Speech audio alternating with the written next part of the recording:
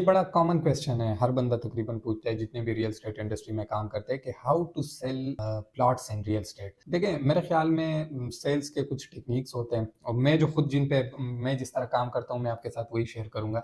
5 techniques है, मैं 5 techniques आपके साथ शेयर करूंगा। सबसे पहला जो टेक्निक है वो ये है कि identify the purpose of your client, यानी कि आपके क्लाइंट का पर्पस क्या है, वो क्यों इन्वेस्टमेंट करना चाह रहे हैं। उनके पास पैसे एक्स्ट्रा पड़े हुए इसलिए वो पैसे लगाना चाह रहे हैं या फिर वो घर बनाने के लिए करना चाह रहे हैं। तो आप अपने क्लाइंट का पर्पस आइडेंटिफाई करें चाहिए। अगर आपको अपने क्लाइंट का पर्पस पता होगा कि मेरा क्लाइंट इसलिए इन्वेस्ट कर रहे हैं तो आपको उनको कन्विंस करने में आसानी होगी। दूसरा पॉइंट जो है, identify the budget of your client. आपको अपने क्लाइंट का बजट पता होना चाहिए कि यार मेरा क्लाइंट कितने बजट तक अफोर्ड कर सकता है।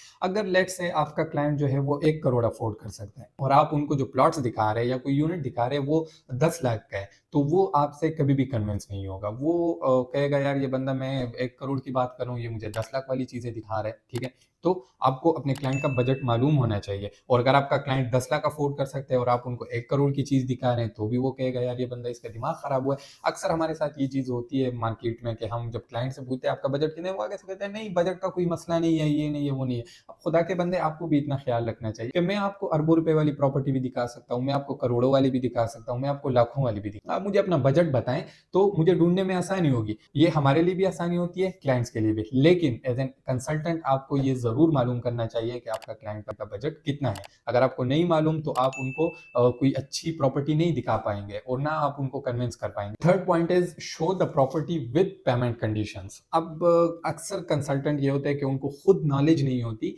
कि मैं जो प्रॉपर्टी सेल कर रहा हूँ इसके साथ पेमेंट कंडीशंस क्या क्या और है।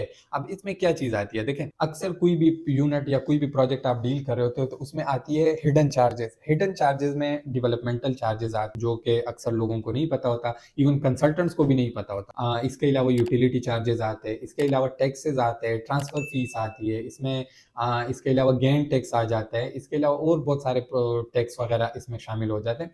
तो आपको मालूम होना चाहिए कि मैं जो अपने क्लाइंट को यूनिट लेके दे रहा हूँ इस पे और इनका खर्चा कितना आएगा। अब लेट से एक प्रॉपर्टी है उसकी वैल्यू जो है वो 1 करोड़ है, तो क्या ये प्रॉपर्टी मेरे क्लाइंट को 1 करोड़ की पड़ेगी या नहीं, ये इससे एक्सीड करेगी। तो आपको ये चीज मालूम होनी चाहिए। अगर आप 1 करोड़ की प्रॉपर्टी डील कर रहे हैं, किसी क्लाइंट को आप 1 करोड़ की प्रॉपर्टी दे रहे हैं, तो उसमें क्या होता है, उसमें आपने ट्रांसफर फी, अगर रीसेल की प्रॉपर्टी है ट्रांसफर फी उसमें आपको नहीं आइडिया होता और वो हर प्रोजेक्ट का अलग होता है, हर प्रोजेक्ट का अपने हिसाब से होता है। इसके अलावा यूटिलिटी चार्जेस, इसके अलावा कभी कभार पोजेशन चार्जेस पे नहीं हुए होते तो आपने वो भी पे करने होते हैं। तो यानी जो 1 करोड़ की प्रॉपर्टी है वो पहुंच जाती है 1 करोड़ 20 लाख, 1 करोड़ 30 लाख पे। और आजकल टैक्स भी बहुत ज्यादा हो गए। तो ये फिर क्लाइंट को जब आप एट द एंड बताएंगे तो क्लाइंट आपका खराब होगा, क्योंकि आपका क्लाइंट इस चीज के लिए मेंटली रेडी नहीं होता कि यार अच्छा मैंने तो 1 करोड़ की डील की थी, ये तो 1 करोड़ 30 लाख पे पहुंच गया। आपका क्लाइंट उस टाइम पे खराब हो जाएगा। और कोई भी बंदा होगा, अगर आप उनको कहेंगे कि स्टार्ट में आपने बात शुरू की है 1 करोड़ 1 करोड़ और आखिर में आप उनको कहते हैं कि नहीं आप तो 20-30 लाख रुपए और भी देंगे, तो जाहिर सी बात है अगर मैं भी हूँ मेरा भी दिमाग खराब होगा कि भाई मैं 1 करोड़ की बात करके हूँ, आप मुझसे 20-30 लाख रुपए और एक्स्ट्रा ले रहे हैं। तो आपने खुद पहले ये इन्फॉर्मेशन लेनी है कि मैं जो यूनिट बेच रहा हूँ इस पे और चार्जेस कितने आएंगे। सबसे पहले आपने क्लाइंट को प्रॉपर्टी की वैल्यू बतानी है, उसके बाद जो चार्जेस है वो बताने, यानी कि आपने उनको बताना है कि भाई आप 1 करोड़ की प्रॉपर्टी है, इस पे आपका एक्स्ट्रा जो एक्सपेंस आएगा वो इतना आएगा, तो वो उस चीज के लिए मेंटली रेडी होगा। लेकिन अगर आप एंड में बताएंगे जब डील क्लोज होने वाली होगी तो उस टाइम आपका क्लाइंट खराब होगा। तो आपने ये चीज पहले से खुद इन्फॉर्मेशन लेनी है और फिर बाद में क्लाइंट को भी बतानी है। और दूसरी बात यह है कि अक्सर लोग छुपा देते हैं, यानी कि उनको पता भी होता है लेकिन वो कहते हैं यार मेरा क्लाइंट खराब ना हो, मैं आखिर में बता दूंगा। नहीं, आपने बोलना है, सच बोलना है। आपने झूठ बोल के क्यों सेल करनी है, आप सच बोले ठीक है। अगर क्लाइंट ने लेना है तो वो ले लेंगे, अगर नहीं लेना किसी और के पास भी जाएंगे तो वो तब भी उनको वो प्रॉपर्टी उतने की ही पड़ेगी ना, आपने कोई झूठ तो नहीं बोला होगा।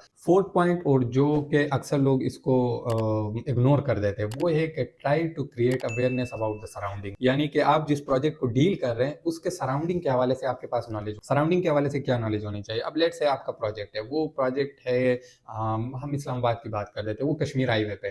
तो आपका जो प्रोजेक्ट है उसके इर्द गिर्द क्या आ रहा है, एयरपोर्ट आ रहा है, मेट्रो स्टेशन आ रहा है, कश्मीर हाईवे के तक डायरेक्ट एक्सेस आ रहा है, वगैरह वगैरह। इस तरह की जितनी इन्फॉर्मेशन है वो सारी आपने क्लाइंट के साथ भी शेयर करनी है और खुद भी आपने ये इन्फॉर्मेशन लेनी है। आपको पता होना चाहिए कि मेरा जो प्रोजेक्ट है वो एयरपोर्ट से कितना दूर है, वो कश्मीर हाईवे से कितना दूर है, वो रिंग रोड से कितना दूर है, वो मोटरवे टूल प्लाजा से कितना दूर है, आपके प्रोजेक्ट के इर्द गिर्द कौन से और अच्छे प्रोजेक्ट है, आपके प्रोजेक्ट के इर्द गिर्द और कौन सी अच्छी फैसिलिटीज़ है, जो बड़े हॉस्पिटल्स है गवर्नमेंट लेवल के वो कितने दूर है, ये सारी इन्फॉर्मेशन आपको होनी चाहिए और ये आपने अपने हद तक भी रखनी है और अपने क्लाइंट के साथ भी शेयर करनी। आपका क्लाइंट जो कन्विंस होता है वो सिर्फ इस पे कन्विंस नहीं होता कि आपका प्रोजेक्ट कितना अच्छा है, वो इस चीज पे भी कन्विंस होता है कि आपके प्रोजेक्ट की लोकेशन कैसी है। तो ये चीजें काफी मैटर करती है, आपने ये चीज भी ख्याल में रखना है, इस चीज को भी जहन में आपने रखना है। Fifth point, follow ups and taking token amount. Follow up जो है ना ये बहुत जरूरी चीज है। हम लोग अक्सर इस चीज में जो कुछ ईगो वाले इगोइस्टिक लोग होते हैं उनको इस चीज से प्रॉब्लम हो जाती है कि यार मैं कैसे फॉलो अप्स करूं, मैंने एक बार बता दिया अब दोबारा मैं करूं, ये करूं वो करूं। अगर आप अपने क्लाइंट को फॉलो अप नहीं करेंगे तो आपका क्लाइंट आपको भूल जाएगा, कोई दूसरा बंदा आएगा वो अप्रोच करेगा और वो उनके साथ डील करेगा। अगर आप फॉलो अप करेंगे तो आपके क्लाइंट के दिमाग में आप बैठे रहेंगे, अगर जिस दिन आपने फॉलो अप करना छोड़ दिया तो आप अपने क्लाइंट के दिमाग से निकल जाएंगे। दूसरी बात, अक्सर डील्स ऐसी होती है कि उसमें आपको टोकन अमाउंट जब आप ले लेते हैं तो फिर 2 महीनों का टाइम आप दे देते हैं, 1.5 महीने का। लेकिन अगर आप पेमेंट के लिए, क्योंकि वो पेमेंट कुछ ज्यादा होती है तो उसमें फिर लोग टाइम दे देते हैं। अब अगर आपने क्लाइंट से टोकन नहीं लिया हुआ और आप कहें कि चले 2 महीने बाद आप पेमेंट दे दे, तो आपको आपके पास क्या गारंटी है कि ये क्लाइंट 2 महीने बाद भी मेरे पास ही आएगा? नहीं। अगर आप उनके साथ फॉलो अप्स नहीं रखेंगे, अगर आप उनके साथ कॉन्टेक्ट में नहीं रहेंगे तो आपका क्लाइंट आपको 2 महीने क्या 2 हफ्तों में भूल जाएगा और आप उनके दिमाग में भी नहीं रहेंगे और वो किसी और बंदे के साथ डील कर देगा। तो फॉलो अप और टोकन अमाउंट बहुत जरूरी है। अगर आपने फॉलो अप कंटिन्यू रखे, अगर आपने टोकन अमाउंट लिया हुआ है तो आपका क्लाइंट कहीं नहीं जाएगा, 2 महीने बाद भी वो आपके पास ही आएगा और आपसे ही वो यूनिट परचेस करेगा। ये 5 पॉइंट्स आप जहन में रखें, इंशाल्लाह आपका कोई भी यूनिट जो होगा वो जाया नहीं जाएगा और आपकी सेल जो है वो 3x 4x 5x तक बढ़ जाएगी इंशाल्लाह, अगर आप इन बातों पे अमल करते हैं।